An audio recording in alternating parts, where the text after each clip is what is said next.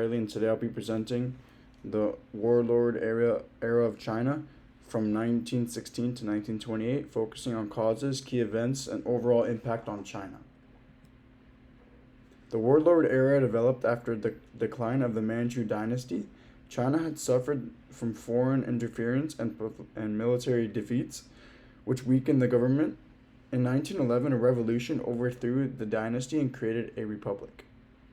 But the new government was weak and unstable. Yuan Shikai. Yuan Shikai was a powerful military leader who took control of China. He ruled like a dictator and in 1915 tried to make himself emperor. This decision caused him to lose support, and after his death in 1916, China was left without strong leadership. After Yuan's death, there was no strong central government. China became divided into regions which controlled by different warlords who ruled independently. Warlords controlled their own private armies and focused mainly on gaining wealth and power. They constantly fought over each other, forming temporary alliances which suited them. The size of these armies grew rapidly. In 1916, there were about 500,000 soldiers. By 1928, it had increased to about 2 million. Many soldiers were recruited and promising opportunities to loot and gain rewards. Politically, China was not unified.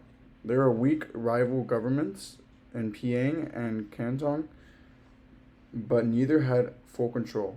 Warlords made their own laws in areas they controlled. Economically, the warlords caused serious problems. They imposed high taxes, seized businesses, and disrupted trade. By 1925, unemployment had risen dramatically, with millions of people out of work. Social impact. Socially, life became very difficult for ordinary people. Peasants often lost their land, were forced into army, and faced looting and violence. Poverty increased across the country. The government remained weak and corrupt. Warlords continued fighting each other for control, and the government depended on foreign loans and limited revenue. During this time, new ideas began to spread. The New Culture movement rejected traditional Chinese values and promoted Western ideas such as science and democracy. In 1919, the May 4th movement saw students protest against foreign influence. This movement increased nationalism and encouraged people to demand change in China. New political parties began to form.